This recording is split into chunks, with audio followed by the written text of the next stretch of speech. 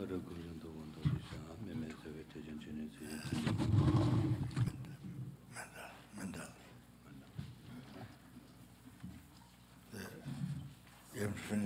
haven't finished Lama Chaba, Zimon?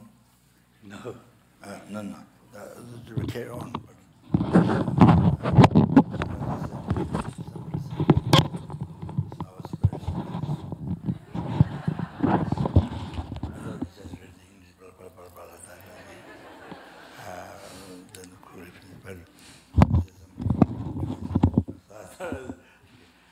Because I want to finish some.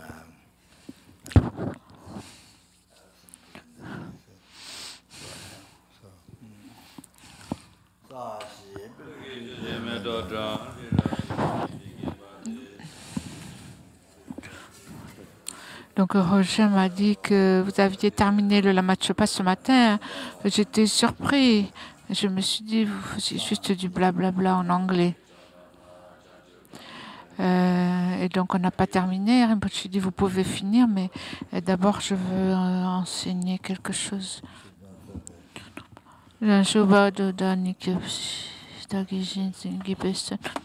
Dola pensi sangue rupa sho.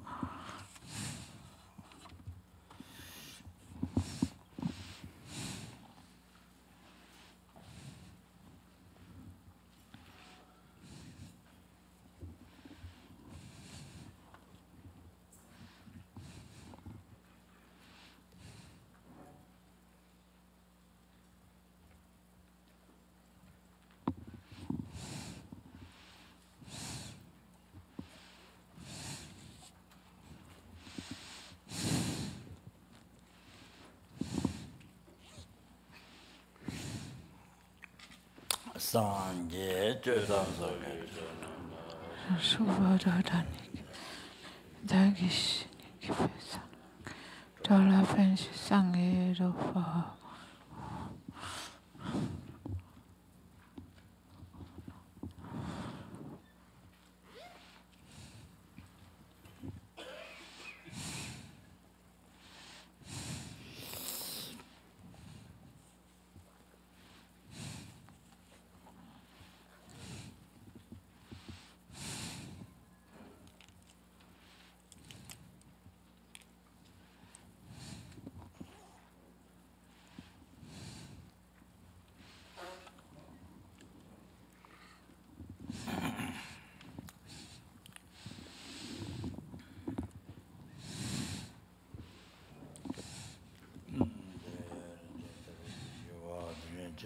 la Juzu Jungo, the Labin Indian, that Junzi, maybe what in the Lebaton of the West. Tambe Cheneji, Majimela, on the Tibet, non Desi, and Jamla Church, Nuju, visit and anyway. And somebody didn't sing as on that trail, and there is a Namo Lega Dalan Zinga, Jumanda, the meaning on the drug in the Diver.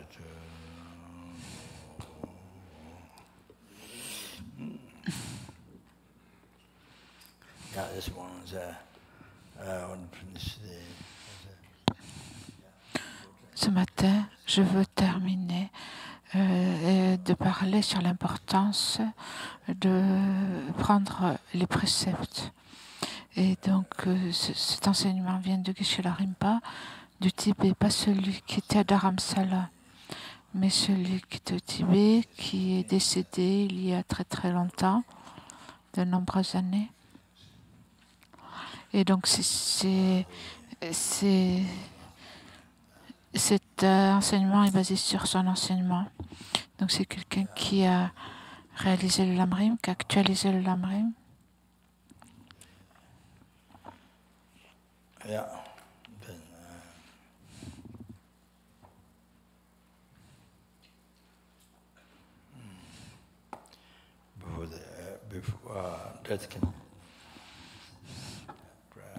Donc la mort peut se produire n'importe quand. Cette précieuse renaissance humaine est très précieuse, très très bénéfique, très difficile à retrouver.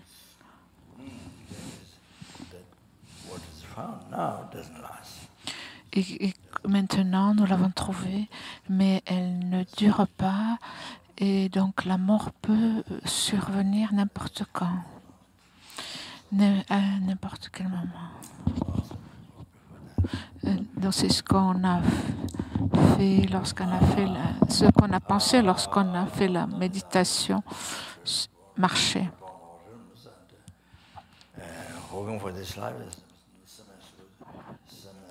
Some live as maggots and slugs, the dogs, cats, and other worms and some stuff like it's just a different way of human body, and they don't have it.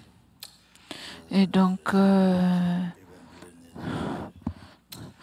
si on passe cette vie, si on ne travaille que pour le confort de cette vie, on fait en fait comme les animaux, comme les vers, les limaces, les chiens, les chats, les vers, etc.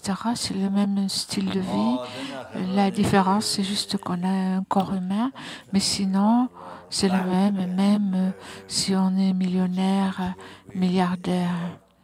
Et donc, travailler pour cette vie, ça ne suffit pas parce qu'on est semblable à des animaux. Et pour ne pas retourner dans les royaumes inférieurs qui sont notre résidence permanente, les renaissances inférieures, nous sommes revenus dans le monde humain. C'est juste pour cette fois, pour ne pas renaître dans des royaumes inférieurs et pour retrouver une renaissance supérieure. En fait, ça ne suffit pas. Il faut se libérer des océans de souffrance du samsara, mais ça n'est pas non plus suffisant.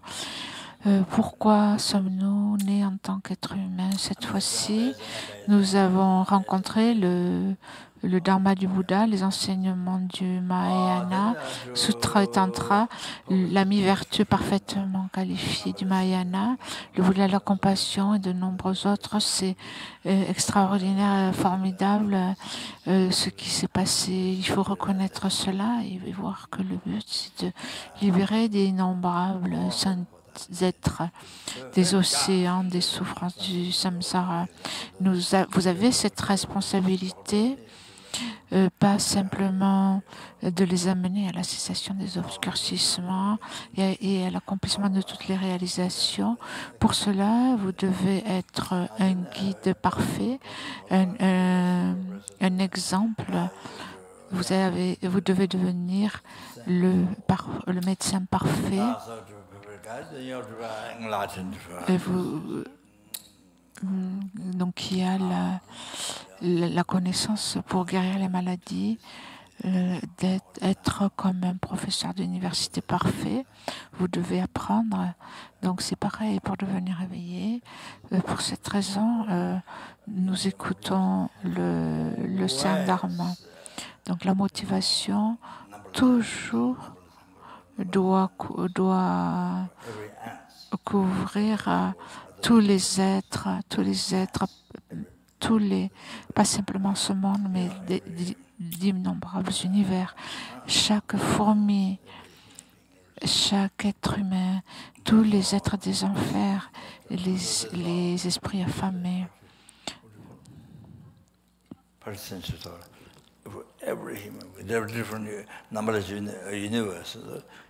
Il ne faut pas en fait discriminer entre les êtres, tous les êtres de tous les univers. Et donc nous écoutons les enseignements pour cela, pour cette raison-là.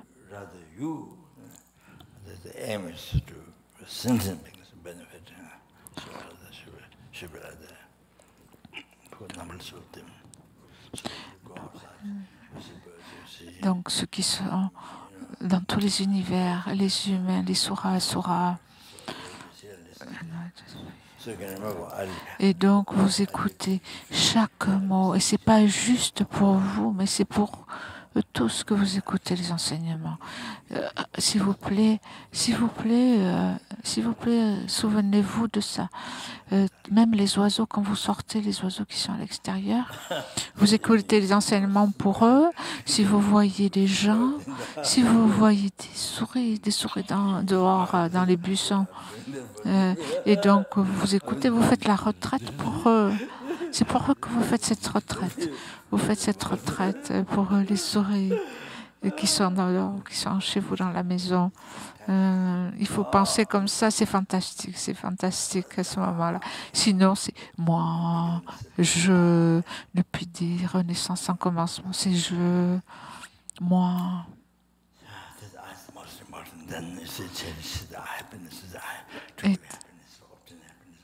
Et donc, obtenir le bonheur du jeu, vous faites tout pour ce jeu, vous travaillez pour ce jeu.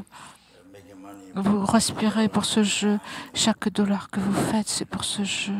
Tout ce que vous faites depuis que vous êtes né jusqu'à la mort, c'est pour le jeu, c'est pour moi. C'est pas la première fois, c'est depuis des renaissances sans commencement, depuis que vous êtes dans le samsara. C'est comme ça.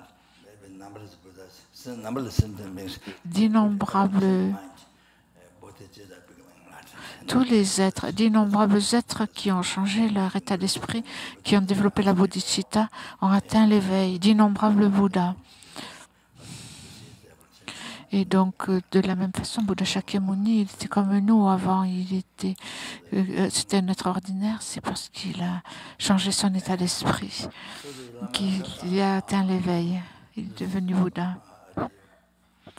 Et il est devenu notre guide. Quand on parle de la Machopa,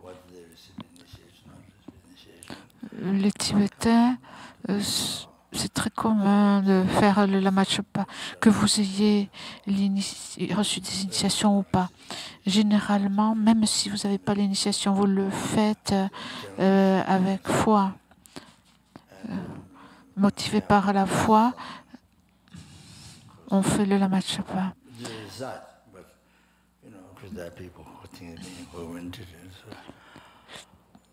Donc, en général, bien sûr, ils récitent.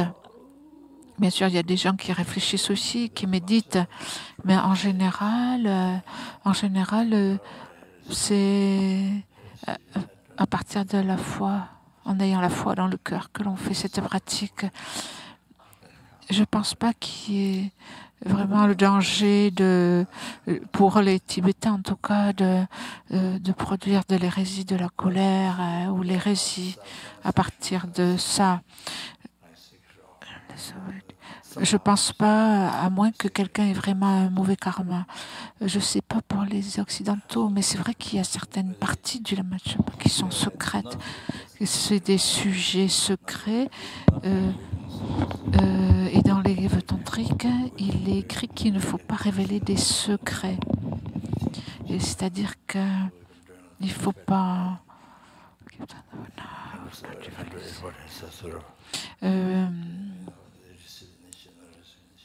on n'en a pas beaucoup parlé, on n'y pense pas vraiment, mais on a fait un peu la mode tibétaine. Donc tout le monde a la foi et donc même si les gens n'ont pas reçu l'initiation, on leur permet de faire la Machopa. Genjampa Wandu, son maître, Rinpoché de Loseling, qui est devenu geshe avec Tsakando Dzechanga au Tibet, et qui, après être devenu geshe, et avait suivi une vie ascétique, il a accompli le sentier tantrique. Il avait vécu une vie ascétique avec sa mère de sagesse. Et donc ce Genjampa Wandu, il est devenu geshe avec Sarkando Dzechang, et quand il est allé dans les montagnes, il y a une immense montagne, une très grande montagne près de Lhasa, j'ai oublié son nom. Normalement, vous ne voyez pas le sommet de cette montagne parce qu'elle est dans les nuages, et donc il s'est rendu.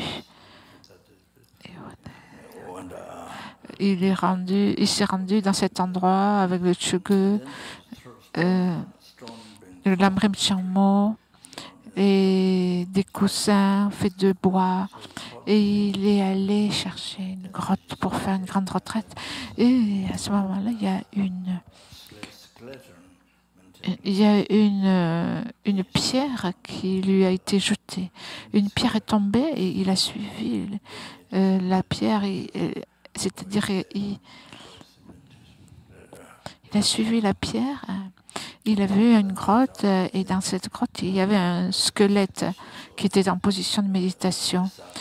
Et donc il s'est assis, il a offert le mandala et le squelette s'est écroulé. Il a décidé de rester dans cette grotte pour méditer et pour actualiser le sentier. Et plus tard,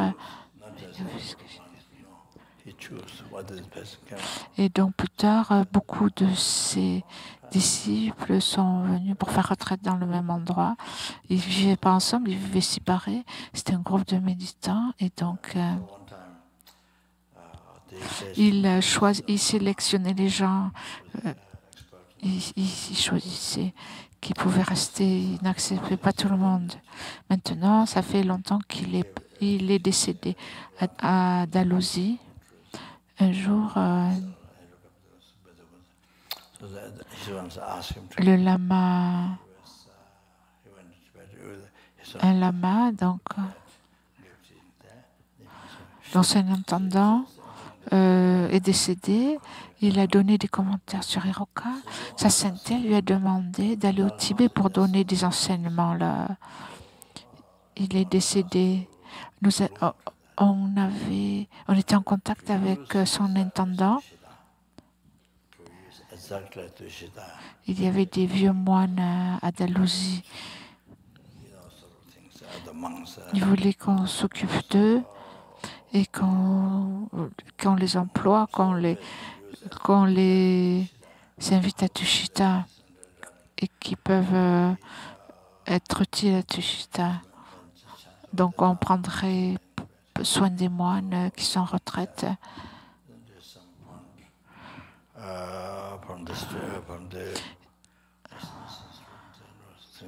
Et donc utiliser peut-être l'endroit, je ne sais pas, comme Tushita.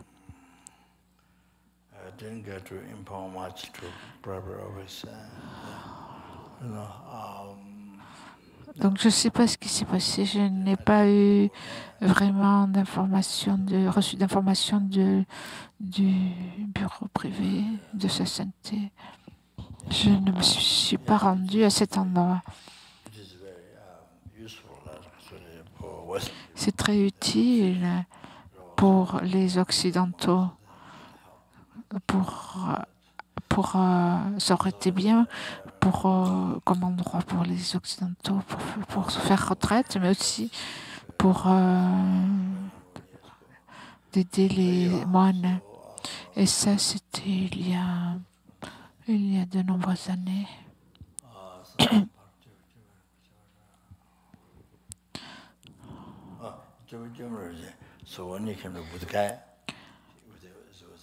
Et donc, que Rinpoche, quand il est venu à Bodh-Gaya avec certains de ses disciples, au stupa, il n'a pas donné la permission de réciter la Matchopa comme on fait d'habitude parce que c'est révéler des secrets. Parce qu'on ne sait pas ce qu'il y a. Il peut y avoir des gens qui ont la foi ou pas. Et donc, il n'a pas donné la permission de réciter à voix haute. Parce que, bien sûr, ces pratiquants authentiques, bien sûr,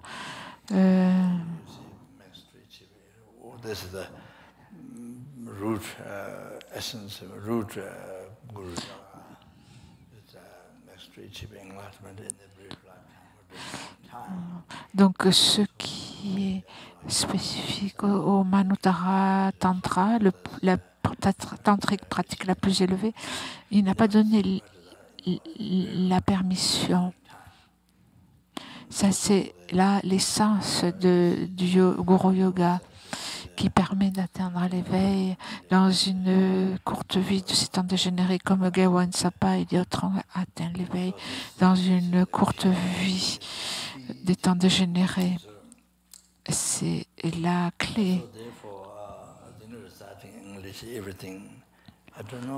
C'est la clé. Donc, je ne sais pas pour les Occidentaux, réciter tout en anglais pour les Occidentaux, je ne sais pas. Bla, bla, bla, faire beaucoup de bla, bla, bla. Peut-être que quand on chante en tibétain,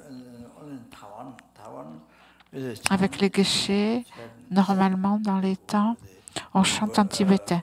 Il n'y a qu'à Taïwan. À Taïwan, ça peut être chanté en chinois ou en tibétain. C'est pareil. Ils le font en tibétain, mais il y a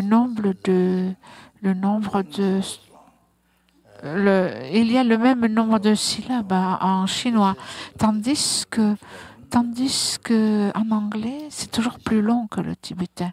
Et donc, si les Tibétains le récitent, les guichets tibétains récitent en même temps, ils finissent toujours avant.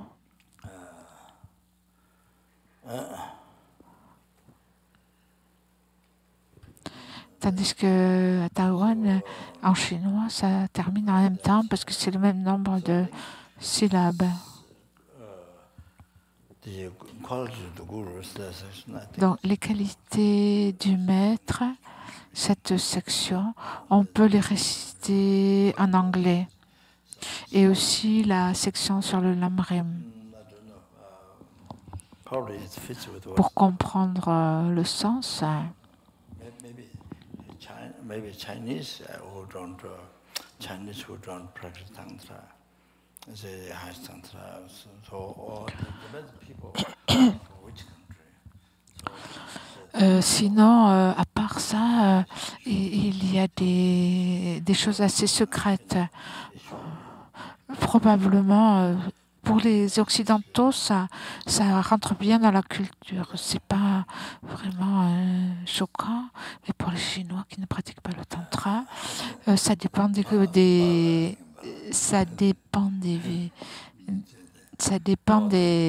pays. Mais les gens, ça peut être choquant pour certaines personnes. Particulièrement le bala et le madana, ça peut choquer les gens.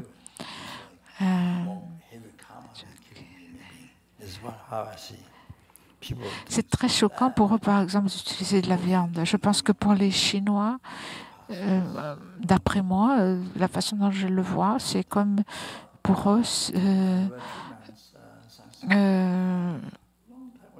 manger de la viande, c'est presque un karma plus lourd que de tuer un être humain. Les gens pensent que c'est plus lourd, plus sérieux que de tuer un être humain.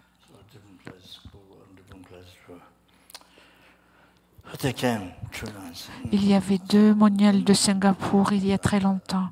Elles sont venues à Dharamsala en Inde. Quand je suis allée à Singapour pour parler du Dharma, et alors elles sont venues à Dharamsala, et quand sa sainteté a donné une initiation, ils ne voulaient pas la prendre. Les Chinois de Chine, leur idée, c'est qu'ils pensent que c'est politique.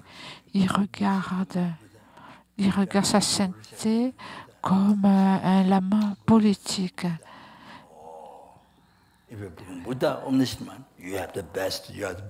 Mais vous voyez, le meilleur politicien dans le monde, c'est sa sainteté qui est le gourou Bouddha Shakyamuni. Si vous devenez Bouddha, vous avez l'esprit omniscient, vous êtes le meilleur des politiciens. Vous connaissez tout, le passé, le présent, le futur. Vous connaissez toutes les erreurs, les fautes. Vous savez qu'est-ce qu'il faut faire. Vous avez l'omniscience. Vous connaissez tout. Même les bodhisattvas ont toujours des obscurcissements subtils pour travailler pour les êtres. Des karmas subtils qui les empêchent de vraiment travailler pour les êtres.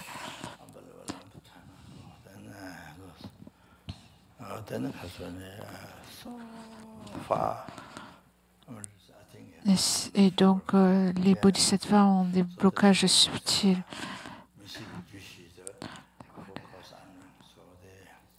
Ils ont 4 causes de, de, de méconnaissance qui n'ont pas abandonné.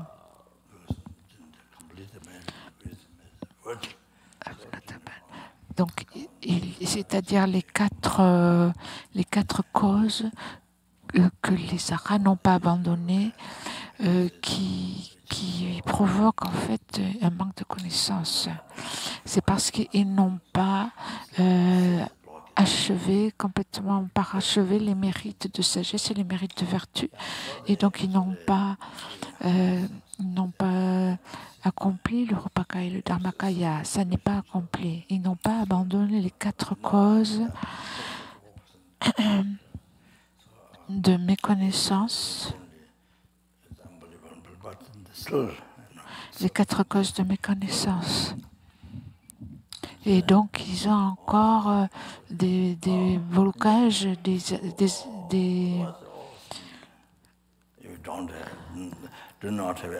qui les empêchent en fait d'être complètement bénéfiques aux êtres. Même les bodhisattvas les plus élevés ont toujours ça. Donc ils sont différents des Bouddhas qui peuvent agir parfaitement pour les êtres. Donc c'est incroyable. Bien sûr, ils ont des qualités incroyables, mais ils ont encore des obscurcissements très subtils.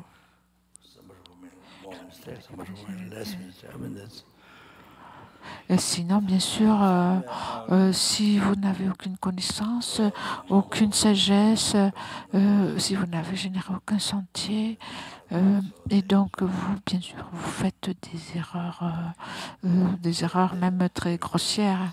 Il n'y a rien de subtil.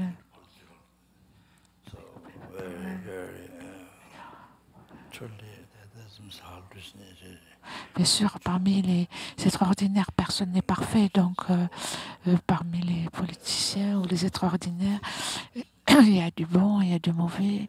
Et même quand ils font des projets pour le monde ou pour le pays, il y a toujours des erreurs, plus ou moins. Il y en a qui en font plus que d'autres.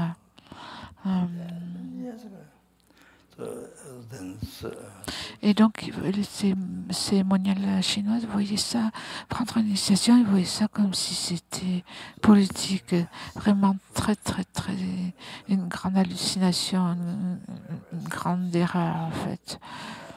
Ils vivent vraiment dans un monde qui est une grande hallucination, une hallucination très épaisse. Et donc, il y a très longtemps, en fait, elles sont revenues au Népal. Elles étaient en Californie pendant longtemps.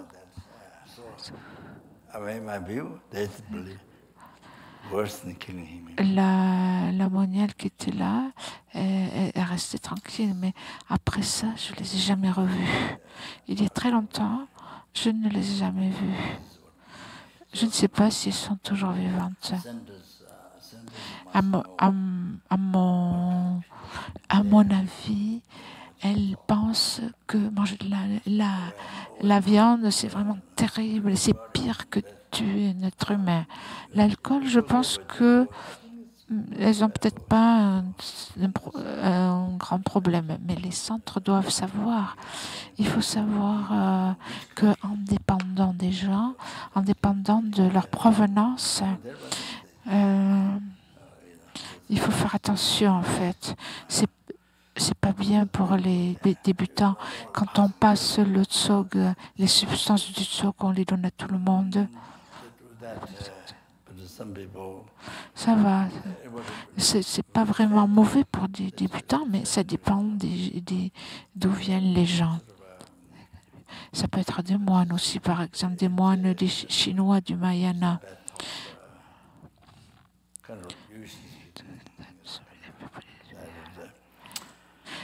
Donc, c'est pas un mauvais plan de donner les substances à tout le monde, si les gens ont la foi, et de faire comme les Tibétains. L'idée n'est pas mauvaise, mais il faut faire attention quand même qui est là, que les gens ne génèrent pas des vues fausses.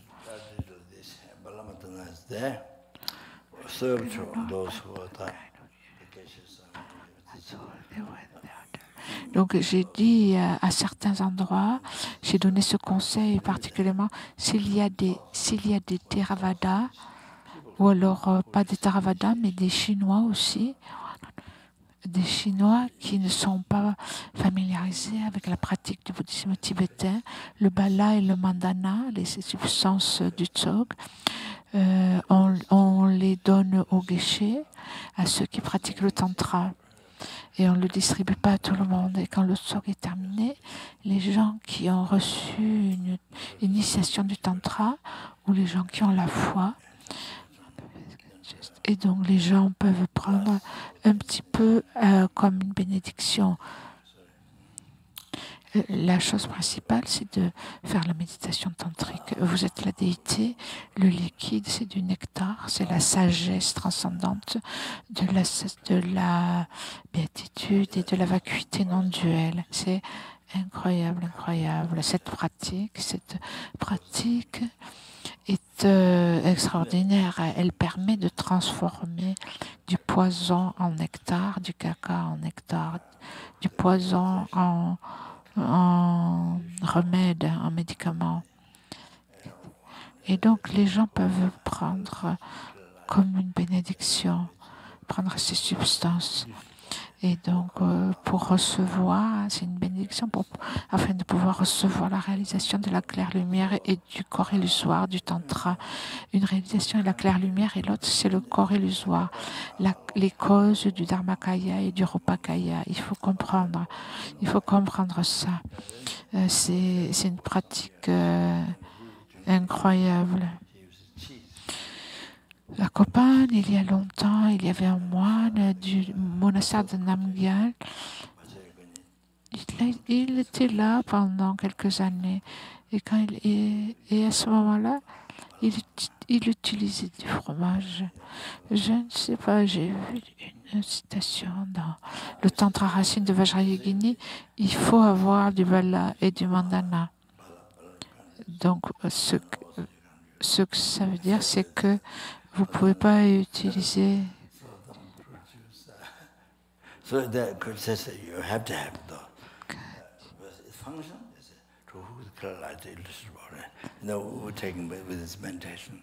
Donc ça veut dire, pour le bala, c'est-à-dire à la place de la viande, vous ne pouvez pas utiliser du fromage et vous ne pouvez pas utiliser du jus de fruits. Il faut prendre les substances en faisant la méditation tantrique.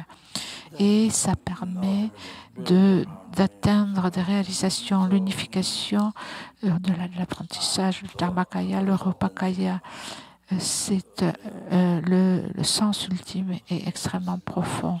Après le tsog, les gens peuvent venir, vous laisser les substances sur l'autel et les gens peuvent venir et prendre le bala mandala. Ceux qui ont pris l'initiation et ceux qui ont la foi, pas pour tout le monde, particulièrement ceux qui ont des projections énormes sur les substances. Donc il faut éviter des gens qui rejettent en fait les substances. C'est pas habile de le donner à tout le monde. Il faut penser à qui est là. Il faut penser à qui est là. Il ne faut pas révéler les secrets tantriques.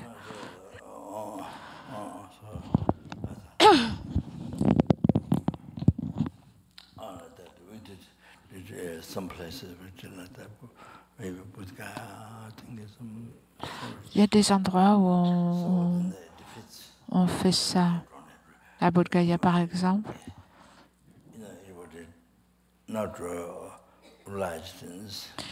Somebody think we're so bad, so you understand. So we didn't get to talk about it, but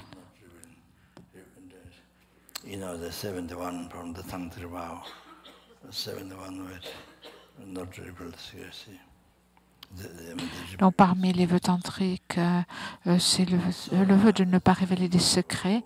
Et donc, on n'en a pas vraiment discuté.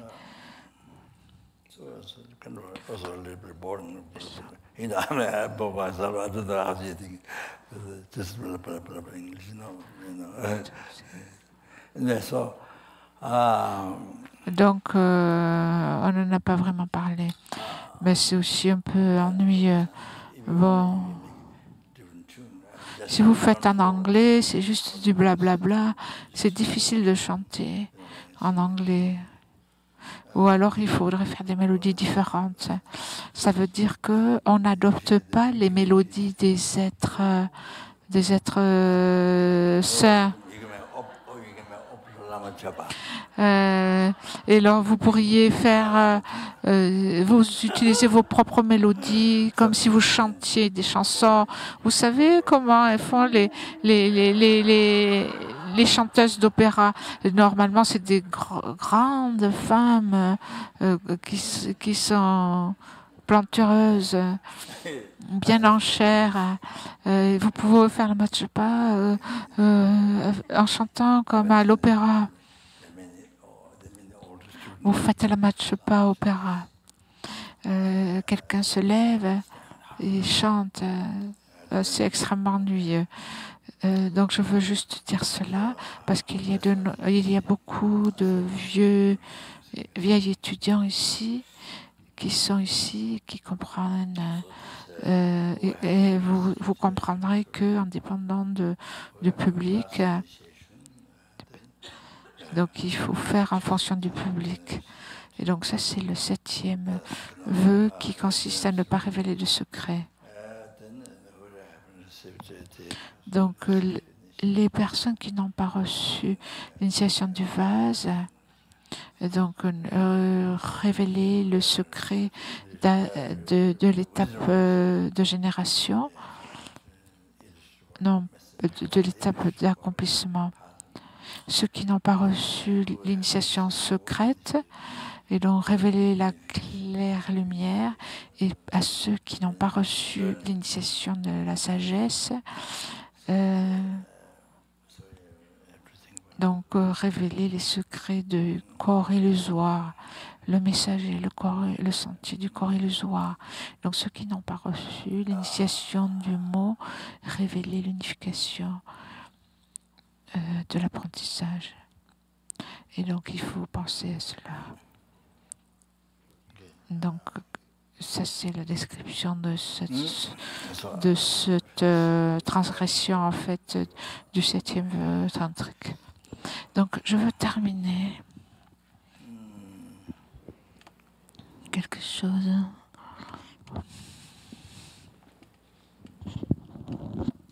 So just this is one or two points to clarify. I've talked about the benefits of prostration, universal king. You know, each atom there is an. Je voulais clarifier un ou deux points. Nous avons parlé des bienfaits des prosternations et donc chaque atome couvert, c'est dans la prosternation, c'est la cause pour devenir monarque universel. Et donc d'autant plus d'atomes qui sont couverts lorsque vous faites la prosternation. On compte donc ces atomes jusqu'à la base en or de l'univers. Et tous les atomes qui sont couverts par votre corps, donc combien, c'est inimaginable, c'est d'innombrables atomes sont couverts en une seule prosternation au Bouddha, Dharma, Sangha, aux objets sacrés. Et donc, on se prosterne pas comme des enfants qui s'allongent pour imiter leurs parents, pas comme ça. On s'allonge pas comme ça n'importe comment. On se prosterne au Bouddha Dhamma Sangha. Et donc, vous obtenez autant de mérite que le nombre d'atomes qui est couvert par votre corps. Et donc, des mérites pour renaître comme monarque universel. C'est-à-dire un monarque qui tourne la roue. On appelle ça Chakravartin, autant de fois que le nombre d'atomes couverts. Et si votre corps couvre un atome, vous créez la cause pour renaître. Si pour un atome, vous créez la cause de renaître comme monarque universel 1000 fois. Et donc,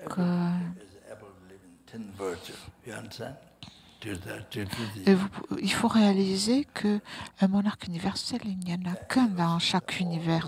Dans chaque univers, il n'y en a jamais deux, il n'y en a qu'un. Et donc, quand le monarque universel, quand ce monarque apparaît dans le monde, tout le monde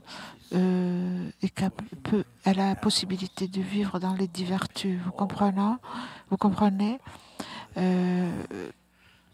grâce à son pouvoir, chacun peut vivre dans la vertu. Et ou que s'il y a un bodhisattva quelque part, il y a autant plus de paix pour les êtres humains, pour les animaux, dû au pouvoir de l'esprit de ce bodhisattva. C'est incroyable, incroyable. Et donc, dans un univers, le monarque universel, il n'y en a qu'un. Et donc, ça permet à tout le monde de vivre dans les dix vertus. Bien sûr, ça ne veut pas dire que vous êtes obligé de renaître en tant que monarque universel si vous faites les prosternations. Non, c'est juste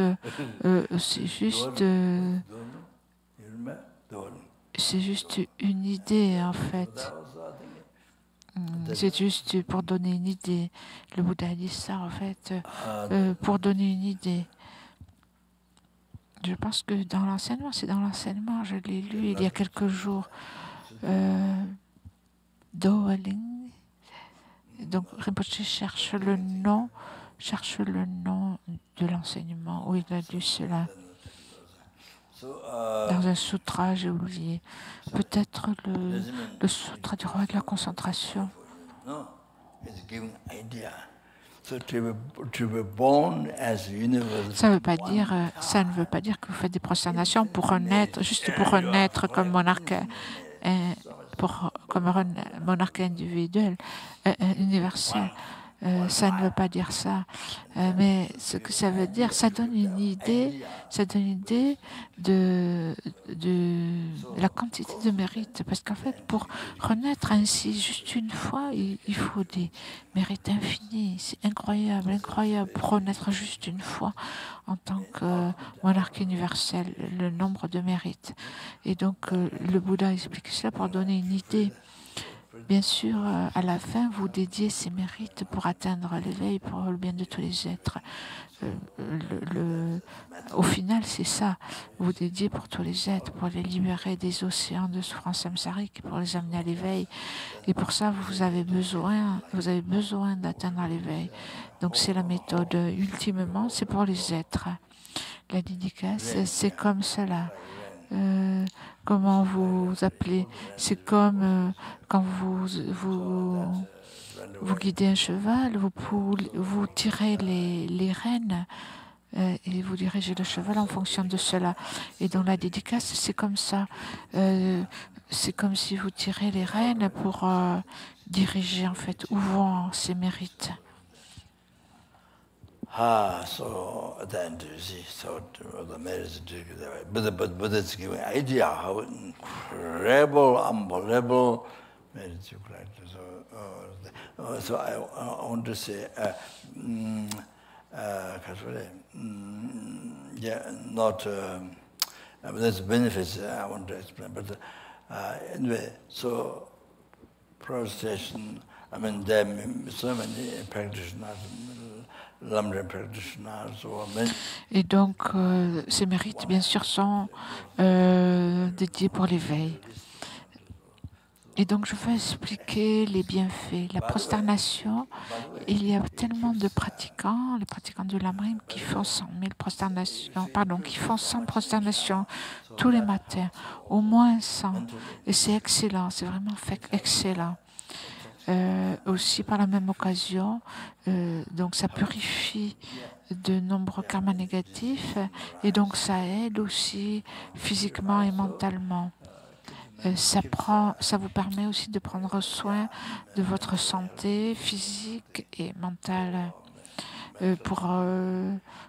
C'est une prévention pour les maladies et ça purifie du karma négatif.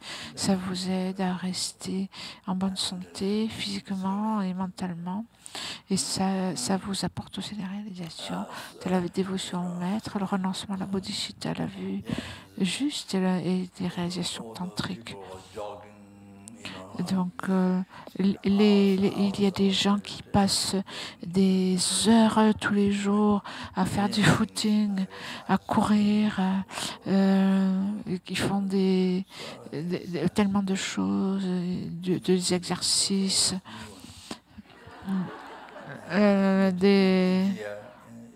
tellement d'exercices. Vous voyez à la télé, ils montrent toujours des choses nouvelles en fait. Et alors, bien, vraiment c'est de la publicité parce que c'est aussi ça, ils font de l'argent aussi. Et donc tel exercice aide à ceci ou à cela. Il y a toujours de nouveaux exercices. Bien sûr, c'est un business. Et donc, la tête est en bas, vous levez les jambes sont en haut, et la tête est en bas, dans une machine.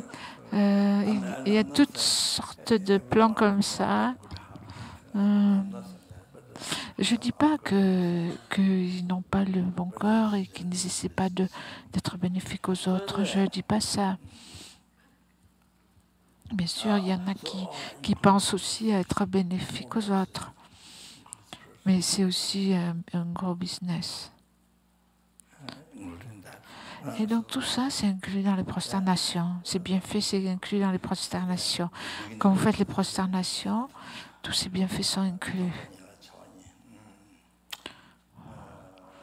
Donc au début, la bodhicitta. Donc, comme on dit, il y a deux activités au début et à la fin. Donc, au début, il y a la motivation de bodhicitta et à la fin, il y a la dédicace pour les êtres. Pour que les êtres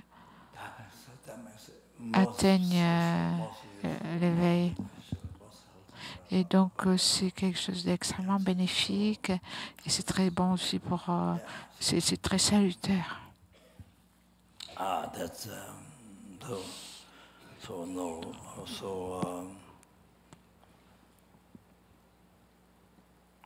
even reciting Buddha's name, you did walking few days. You did walking few steps in the reciting Buddha's name. Lama Tomba. General people don't recite Lama. Just Toma Chanda, but I started from Kapan. Times from Kapan, Lama Tomba Chanda, well, it is some explain, but. Donc même de réciter les noms des Bouddhas.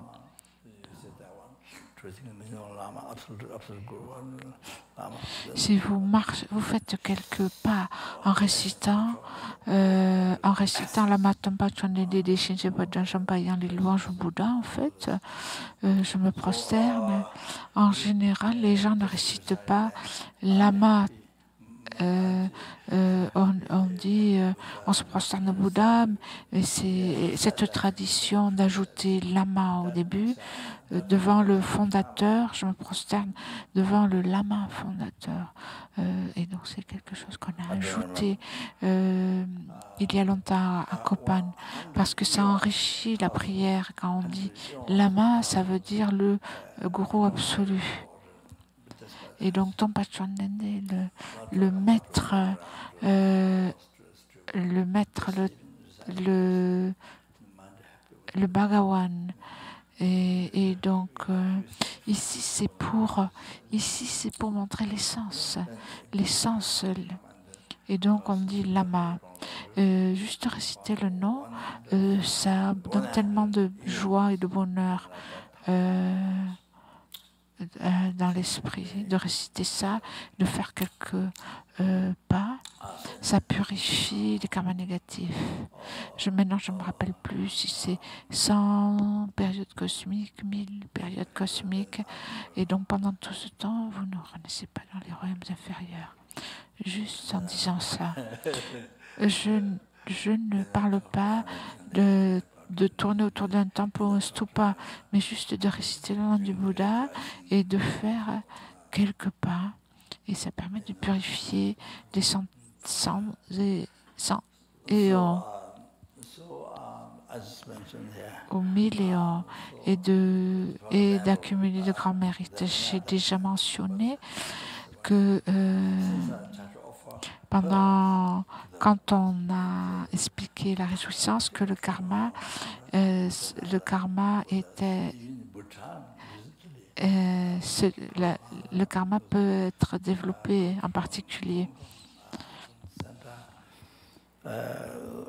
Quite a number of Paramalas, big Pearl. Also in Bhutan, I was 1 month, so I offered Pearl to many of the spoken statues. There are many spoken statues in the past. So offered, then unspoken statues. Offered them. Donc, il y a de nombreux autres exemples, mais ici, juste pour donner un exemple, je voulais offrir des perles, particulièrement à Tara et d'autres Bouddhas. Récemment, au Bhoutan, j'ai offert des malas en perles que je les ai reçus du centre de Hong Kong, juste un certain nombre de malas en perles. J'étais au Bhoutan, j'ai offert les malas en perles à beaucoup de statues qui parlent et aussi et d'autres statues. Et j'ai offert un mala en perles pour mettre autour du Taksin chaque jour.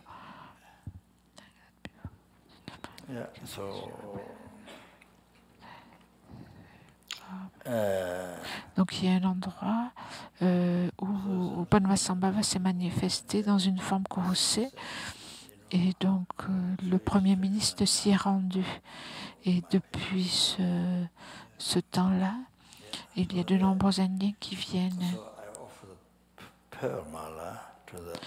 Et donc il semble qu'il y ait de nombreuses personnes qui se rendent dans cet endroit. Et donc, c'est facile de leur expliquer le dharma. Donc, j'ai offert un mala en perles à l'abbé pour qu'il offre à la statue de Padmasambhava qui est dans une vitrine. Et c'est très rare qu'ils enlèvent la vitrine, le verre. Ils ne l'enlèvent pas, sauf quand ils nettoient la statue. Et donc, il l'a mis sur le mandala. Mais j'ai demandé à l'abbé du musée.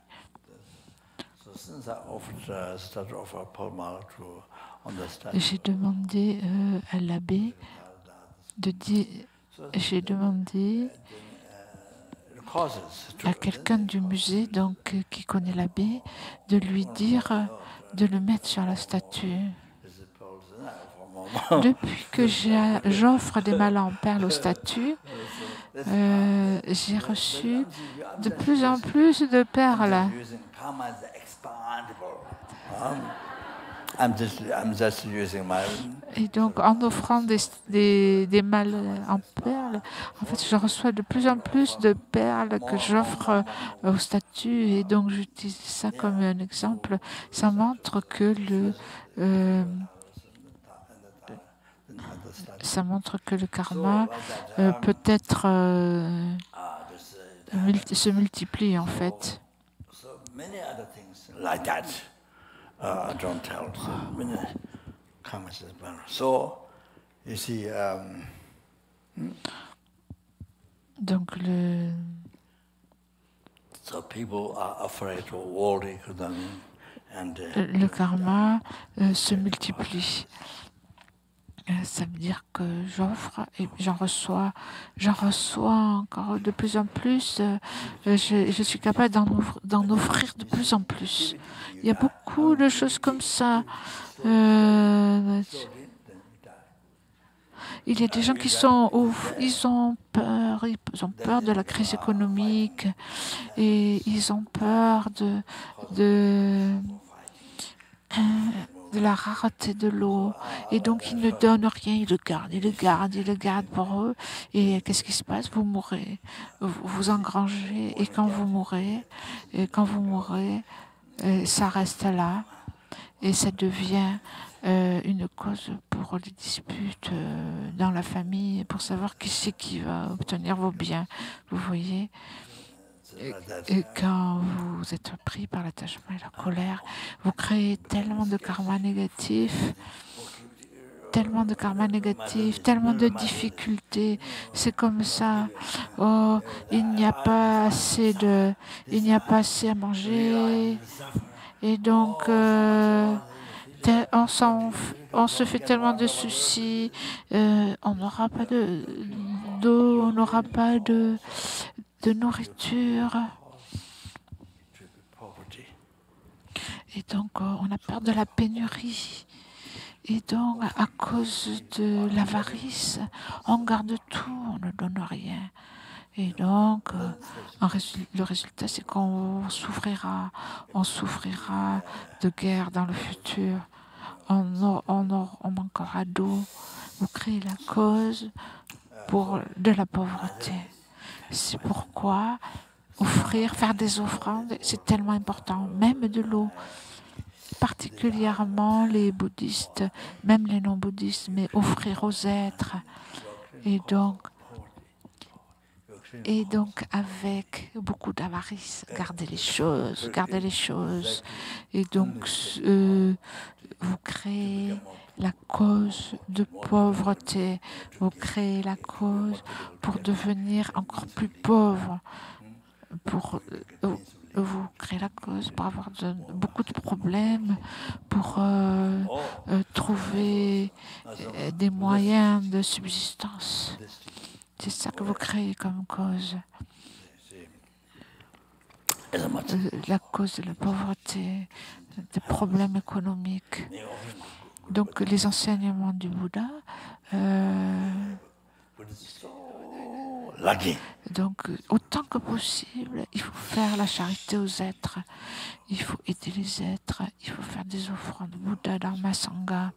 Particulièrement nous, en tant que bouddhistes, nous sommes tellement chanceux d'avoir ces objets sacrés, le Bouddha, Dharma, Sangha, tellement d'objets sacrés, autant que le nombre de grains de sable dans l'univers.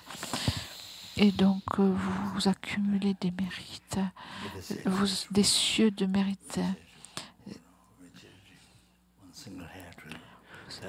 Et aussi, quand vous offrez aux êtres avec bodhicitta, comme je l'ai mentionné, le Bouddha dit donc de faire une offrande même de la taille d'un cheveu tous les...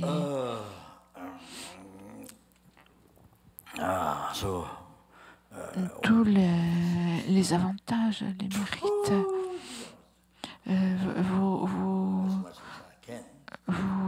vous récoltez en fait le bonheur, la réussite, les plaisirs et finalement, ultimement l'éveil. C'est ce que le Bouddha a dit. Two benefits. sentient beings get happiness after enlightenment. Then you get, by the way, you get. How do you think? What do you? Even et donc, ce que le Bouddha dit, natural karma, you get enlightenment. You see? So all that you get all this happiness after enlightenment. By the way, so you see, you understand? So true benefits. et donc, je fais tout ce que je peux pour aider les êtres. Et donc, il y a aussi le gourou Bouddha Dharma Sangha. Mais aider les êtres ont besoin d'aide. Et donc, il y a deux bienfaits. Vous aidez les êtres, vous les rendez heureux jusqu'à l'éveil. Et aussi, vous en recevez les bienfaits, même si vous n'y pensez pas du tout. La nature du karma, c'est que vous êtes... Et donc, la nature du karma, c'est que vous recevez tous ces bienfaits jusqu'à l'éveil. Vous comprenez?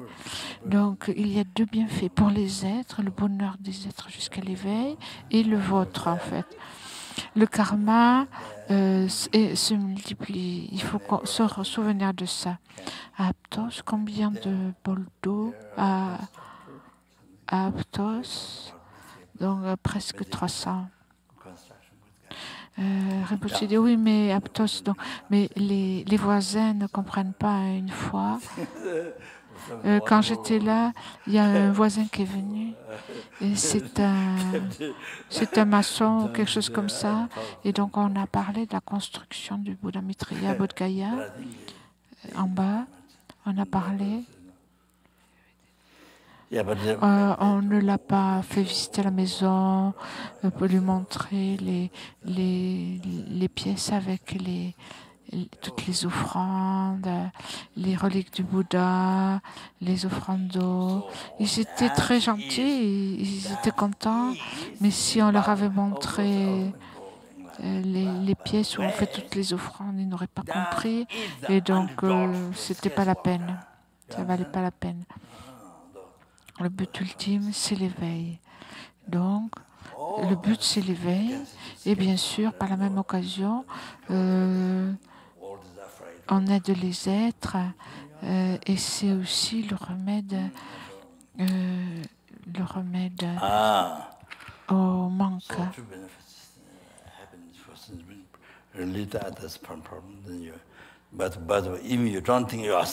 Donc, quand on pratique de cette façon, ça devient le remède au manque, à la pénurie.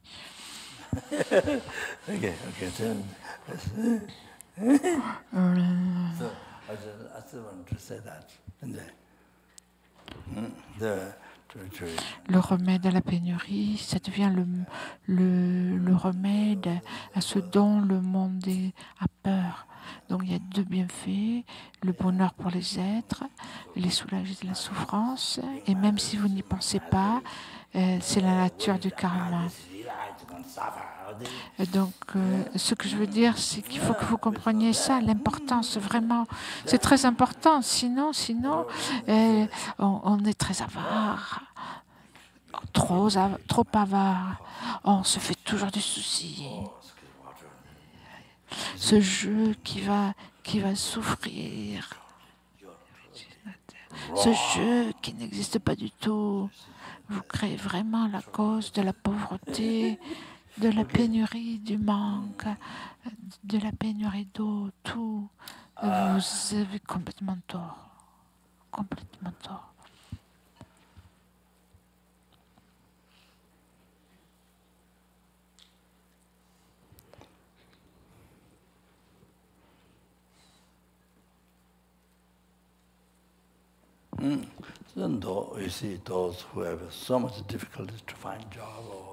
Vous voyez les gens qui ont du mal, ont du mal à trouver du travail, il faut lire le Arya Sangata Sutra.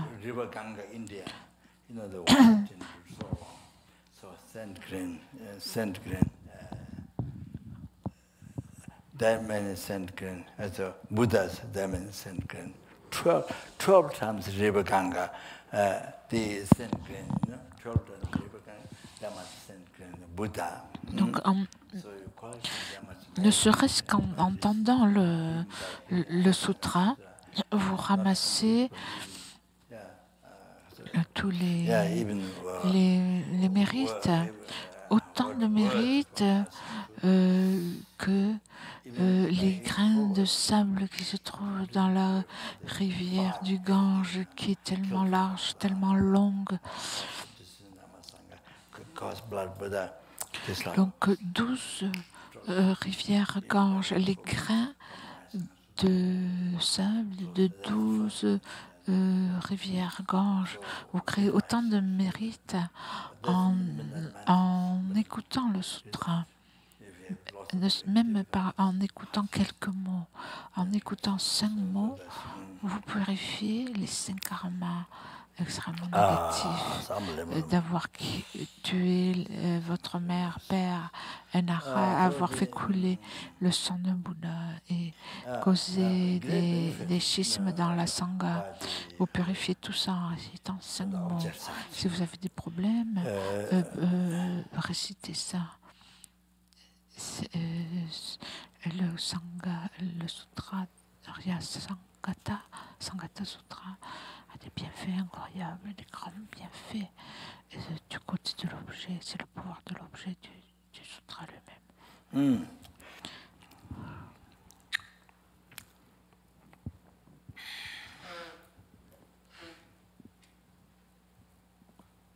Yeah, so, that is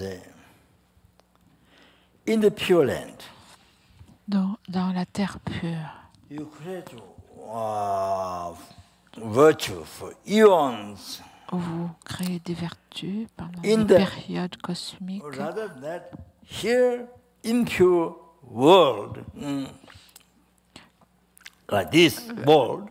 Alors que dans ce monde impur, vous créez une vertu, même dans le temps d'un claquement de doigts. One virtue here in impure world. Oh, you see?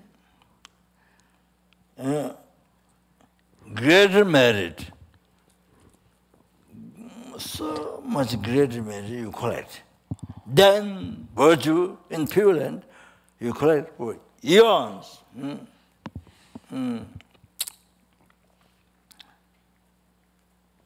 So it is Geshe Mercy. It is explained many teachings. This.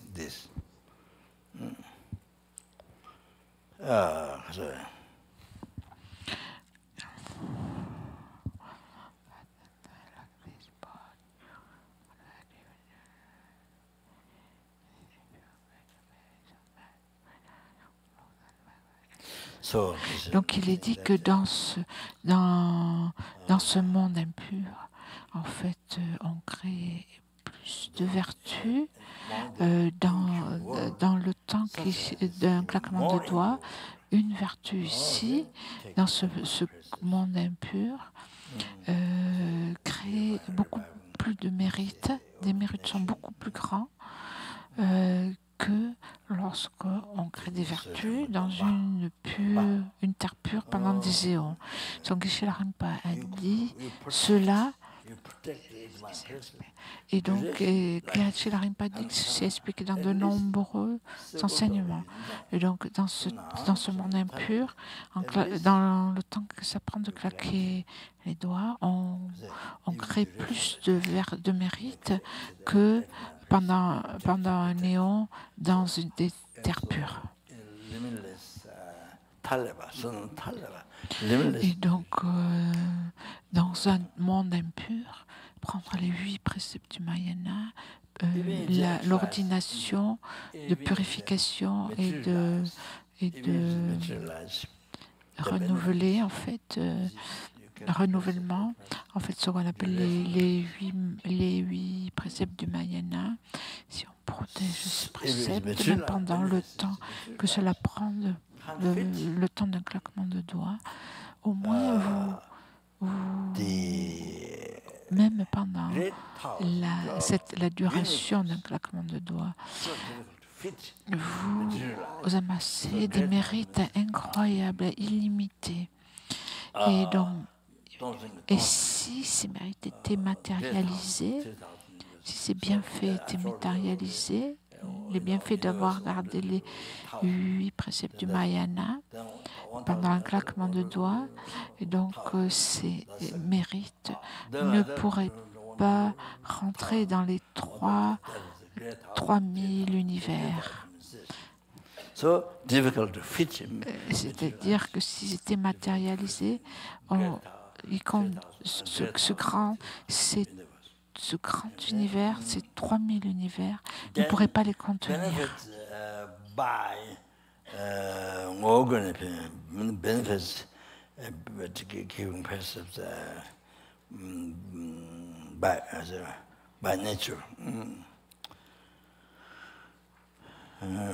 Donc, Rinpoche parle de 3000 univers, mais en fait, je ne sais pas si c'est. Je ne comprends pas 3, 1, 2, 3, 4000.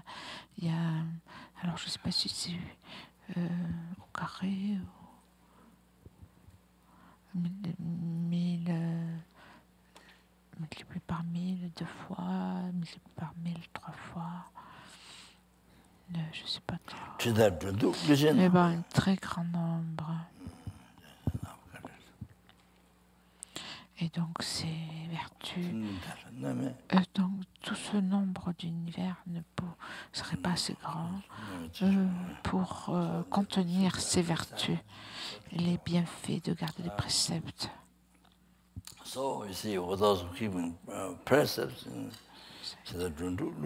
Et donc, dans un sutra, le sutra, pour garder une moralité pure, dans ce sutra qui est récité pendant le sojo, et ce qu'il est dit, c'est que les non-humains, le naga, le grand naga noir, ne peut pas s'attaquer à ceux qui gardent les préceptes. Et donc les nagas ou les serpents ne peuvent pas faire du mal, de s'attaquer, nuire.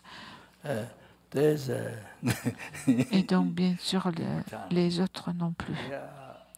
Au Bhoutan, l'abbé m'a dit qu'il y a 3 ou 4 très grands yogis qui restent dans la forêt. Ils ne restent pas dans des abris, ils restent dans les forêts. Des grands yogis. Il y en a un yogi, il ne marche pas. Et donc l'abbé, que quelqu'un a été le voir le yogi, il lui a dit, mais pourquoi vous ne restez pas dans une maison c'est dangereux de rester comme ça dans la forêt, il y a des tigres qui peuvent vous manger. Et il a dit, quand les tigres, les ours, quand ils viennent,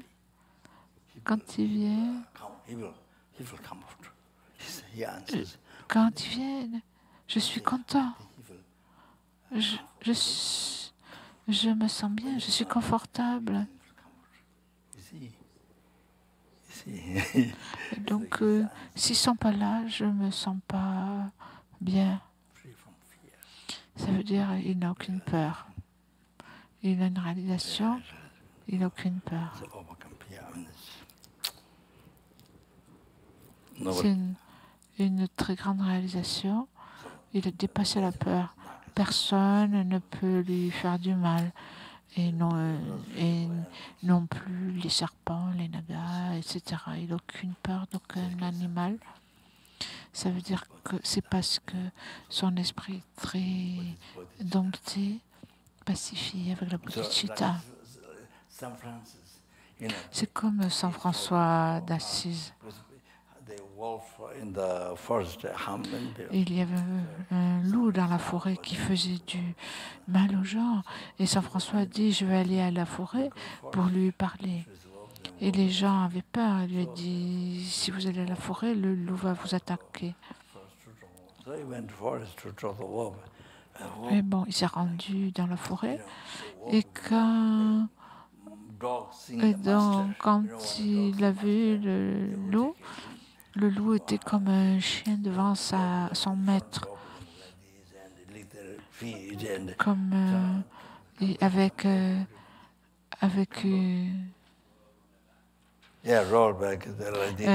comme un chien en fait. Il s'est comporté comme un chien avec son maître. Il lui a léché les pieds, il a roulé sur le dos. Et donc, il était content de le voir. Et donc, Saint François, en fait, il a dit je vais te nourrir et tu vas arrêter de faire du mal aux gens. Et donc, il a complètement arrêté de faire du mal. Et donc, il n'était pas habillé comme un prêtre, mais plutôt comme les méditants tibétains avec une robe toute rapiécée, avec un tissu rustre.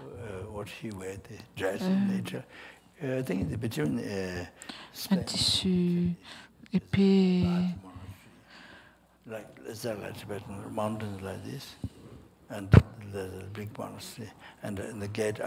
Et donc, on voit qu'il avait renoncé à l'attachement. Comme au Tibet,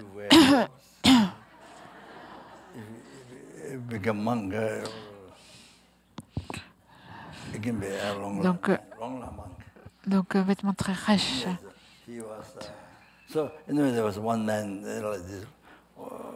Entre l'Espagne et l'Italie, il y avait un grand monastère, comme au Tibet, sur une colline. Et à l'extérieur, il y avait un portail. Et il y avait un moine avec une barbe blanche.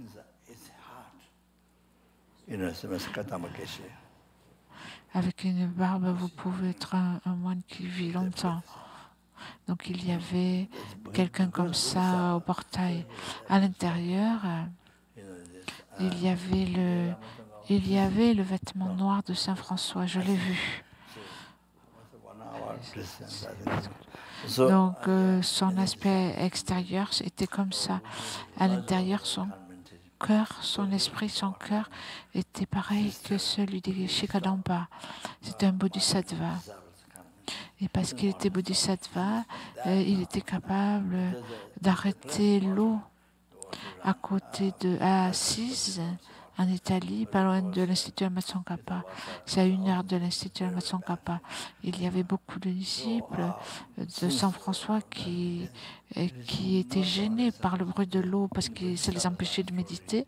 Et donc Saint François a été voir l'eau et lui a dit oh ma sœur, s'il te plaît, arrête parce que mes disciples ne peuvent pas méditer. Et à partir de là, l'eau s'est arrêtée. Et c'est pas simplement Saint François dans les histoires dans les biographies des bodhisattvas, il y a de nombreuses histoires similaires. Ils peuvent arrêter une rivière, ils peuvent assécher la rivière, ils peuvent traverser, et donc l'eau s'arrête pour les laisser passer. C'est dû au pouvoir de la bodhicitta, du bon cœur. Et donc, ils pouvaient faire ça. Et jusqu'à maintenant, il n'y a pas d'eau. Lama s'est assis à méditer devant Saint François. On ne voit pas le corps saint. Le corps est là, mais il est entouré par du bois. Lama s'est assis à méditer devant lui. Il y avait une moniale, une sœur, une disciple de Saint François.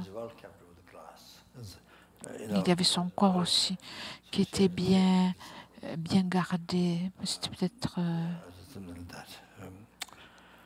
Sainte-Claire, je ne sais pas.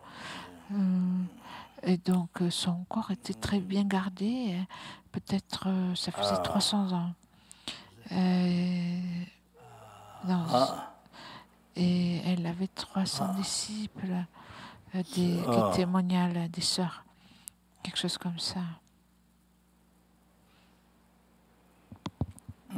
So the non-human being, even very heavy nagas, so even cannot harm. So et donc les êtres non humains, même des nagas, ne peuvent pas faire de mal. Des nagas dangereux ne peuvent pas faire de mal.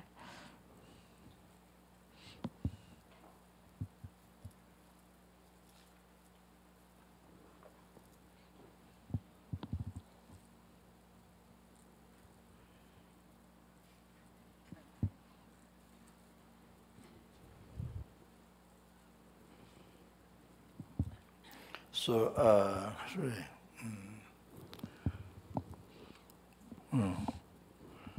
one nun, what's her name? Il y a une moniale, j'ai oublié son nom. Je l'ai rencontrée à Hawaï il y a très longtemps. Elle a commencé une nonnerie, c'est Lekchitsomo sûrement. Karma Lekchitsomo. Yeah, Karma Lekchitsomo. Yeah. Donc, elle a commencé une nonnerie à Dharamsala. Elle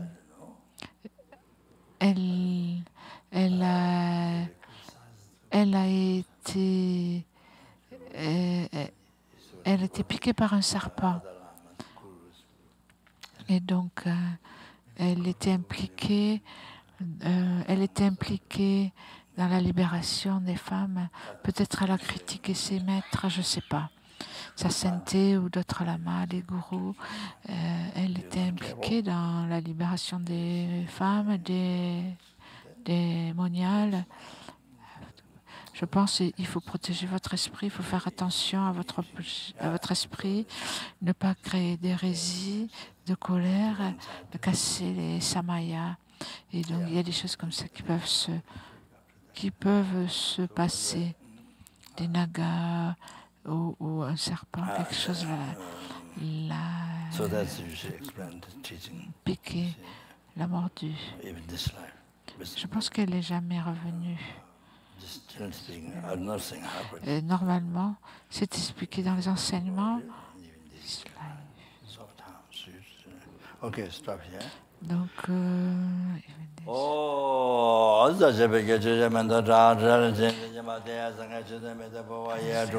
et donc ici, je parle pas simplement aller dans les royaumes inférieurs, mais même dans cette vie, on reçoit certains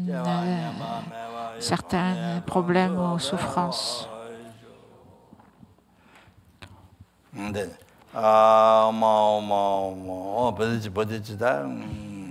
Donc bodhicitta, bénir la nourriture.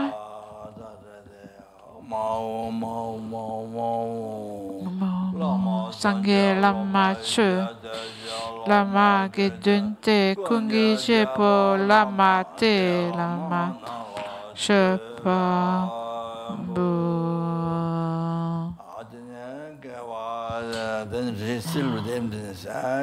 Et donc il faut sceller avec la vacuité.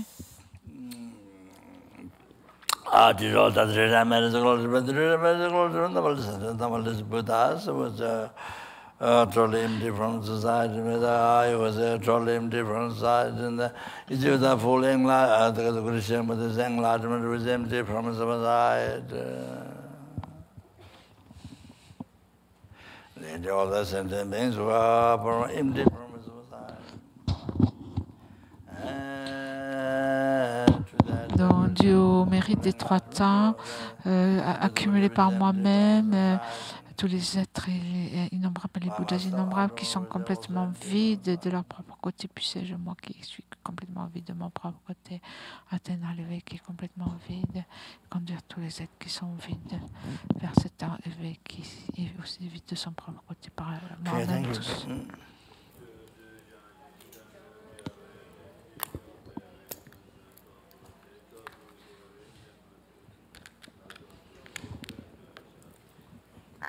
Thank